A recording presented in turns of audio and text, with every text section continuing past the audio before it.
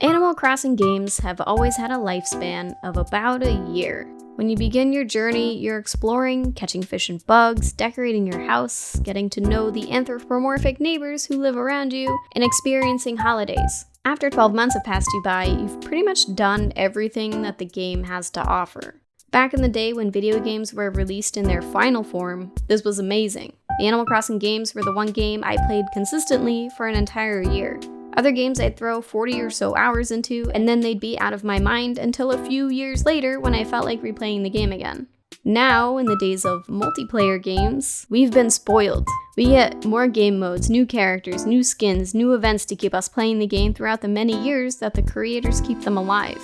There's usually a reason to return to a game after you've fallen out of it, whether it's for the aforementioned event or because the game developers reset the servers and you have to replay the entire game to either rank back up, or in a game like Escape from Tarkov, spend time recollecting items that you had previously spent hours gathering. Animal Crossing doesn't have most of these. Sure, we've got the events, but they're basically the same every year. You've already played them, and there's very little reason to go back and do it again for anything other than pure enjoyment, if you still have that for the holiday. Nintendo has tried to circumvent this by adding a few new furniture items related to the holidays. While this might help some of us return to collect the new stuff, these new items aren't keeping us around. Many will play enough to get the new furniture, maybe use it to decorate a random area on their island, and that's about it. Once you've done that, there isn't much left to do. You just finished the new content. Congratulations! We're in an era where games are adding completely new mechanics to get us to stick around, and Nintendo isn't really one for doing that.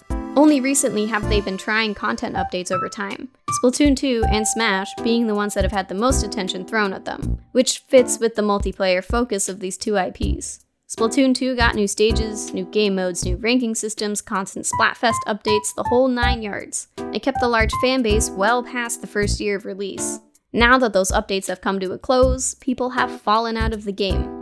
The queue times for modes like Clan Blitz are insanely long, and you end up finding the same people over and over, because apparently there's only 7 other Splatoon players that feel like playing Clan Blitz that day. Even Smash Ultimate is on the cusp of no one caring about it. The only reason it still gets talked about is because we're waiting for the last fighter to be released. Once the new character is playable, people will be obsessed with it for a bit, try them out, get a decent GSP, and then either go back to their main or head back to Melee. So is New Horizons dead? Can new updates resurrect the game? What does Nintendo have to do to stop us all from calling a complete and finished game a dead game? It's really up to the player to decide if they are burnt out or bored of a game. If you've done everything you've wanted to do and there's nothing left for you, then maybe the game is indeed dead in your mind. And honestly, there's nothing wrong with that. This is why we have so many different games to pick from. If we only allowed ourselves to play one game for the rest of time, video games wouldn't be as enticing. Just like everything else in life, it's healthy to change up the games you play. Maybe you really like to play Animal Crossing, but Valorant just released a new map, and you want to dive back into the shooter instead. That's what you're supposed to do. Find other fun activities that make you happy. Then, if you decide you miss Animal Crossing, come back when you're ready to enjoy it again. That's the good thing about single-player games. No matter how many years go by and how many online games get their servers shut down, single-player games will always be there for you to come back to whenever you feel like it. Do these single-player games ever really die? My villagers will always be there waiting for me to return, even though they'll yell at me saying it's been some crazy 32 months since we last spoke. Weeds will always multiply, and Nook will be forever chilling in front of his laptop, doing who knows what. The game will always be there for us. But what about now? Is there anything Nintendo can do in the meantime to keep our interest? Most people's first answer will be Brewster. I want the Pigeon Milk King to return as much as anyone, but I'm not too sure he'll revive the game the way most of us want him to. Sure, his face will be a welcome addition to our islands, but he really doesn't bring us much. If he's added, maybe it'll add a cafe, some coffee for us to run around with, and hopefully some of the baked goods our villagers hold like the donuts or that Nook Ink green soda can. Hey, maybe gyroids would even return. We could have these lovely beat makers wiggling all around our islands. But that's it. Once you've played around with these for a couple of days, there won't be much else to do. You finally got your coffee in your hands, but you're still fishing up the same fish, catching the same bugs, listening to the same dialogue. You're all of a sudden back to square one and feel burnt out about the game again. The almighty Brewster isn't the answer here. That doesn't mean we don't want Brewster, Nintendo. We still very much do. What could the answer be? What does Nintendo need to do to keep New Horizons on the forefront of players' minds? Honestly, they're gonna have to do a huge mechanic update. Give me more farming, add cooking, new fish, more bugs, additional sea creatures, make Red learn how to forge more art, add minigames, some PvP, let people destroy my island. Something. I need something to keep me playing besides the long-term, almost impossible goals I've created for myself.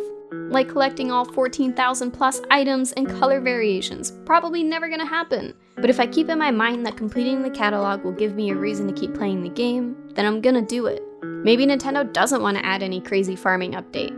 That's not what Animal Crossing has ever been. Why completely change the game after 20 years? There are plenty of other farming simulators out there. Do we really need it in Animal Crossing? Maybe just changing up the holiday events every year will be sufficient.